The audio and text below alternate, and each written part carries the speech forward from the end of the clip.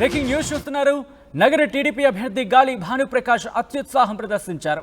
MLA Bhanuprakash అంటూ పోస్టర్లు వెలిశాయి. అక్కడ పుత్తూరులో బ్యాడ్మింటన్ కోర్టు ప్రారంభోత్సవ కార్యక్రమంలో ఈ పోస్టర్ల కలకలం రేగింది. ఎన్నికల ఫలితాలు రాకుండానే ఎమ్మెల్యే పేరుతో పోస్టర్లు ఏర్పాటయ్యాయి. దానికి సంబంధించిన బ్రేకింగ్ న్యూస్ చూస్తున్నారు. ఎన్నికల నిబంధనలు ఉల్లంఘించారని రిటర్నింగ్ ఆఫీసర్కు వైసీపీ నేతలు ఫిర్యాదు చేశారు. భానుప్రకాష్పై ఈసీ కేసు నమోదు చేసింది. నగర సిట్టింగ్ ఎమ్మెల్యేగా రోజా ఉన్నారు.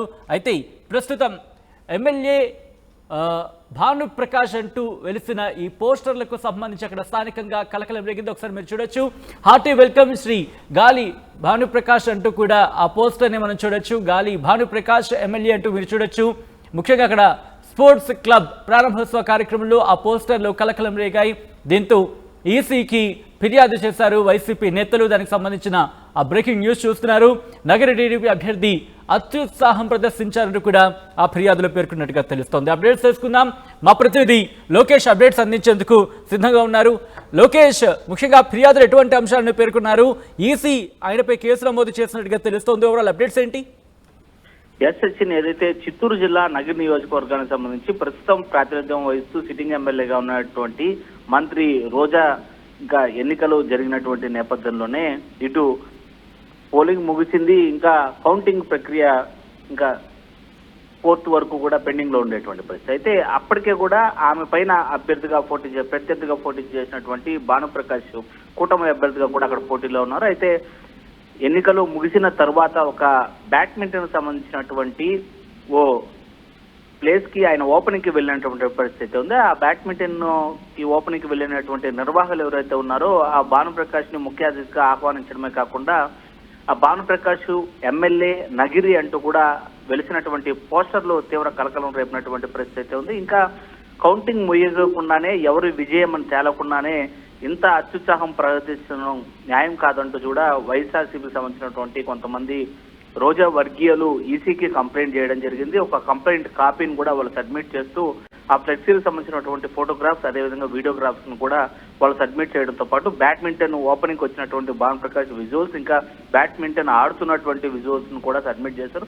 వీటన్నిటిని పరిగణలోకి తీసుకున్నటువంటి ఈసీ అయితే మాత్రం పోలీసు అధికారులను ఆదేశించింది. వెంటనే భానుప్రకాష్ పైన కేసు నమోదు చేస్తూ దానిపైన వివరణ ఇవ్వాలని కోరడం జరిగింది. అయితే ఈ మేరకే ఈసీ ఇచ్చినటువంటి ఆదేశాలతో పోలీసులు భానుప్రకాష్ పైన కేసు నమోదు చేసినట్లు కూడా మనకు అందినటువంటి సమాచారం అయితే కనిపిస్తుంది. అయితే నగరి ఎమ్మెల్యేగా ఉన్నారు ఆర్కే రోజా అట్ ప్రెసెంట్. అయితే రోజాకి సంబంధించి ఏమైనా రియాక్షన్ వస్తుందా? ఎమ్మెల్యే రోజా నుంచి ఏమైనా రియాక్షన్ వస్తుందా ఈ అంశానికి సంబంధించి? ఖచ్చితంగా ఇప్పటికే ఎన్నికలు ముగిశాయి.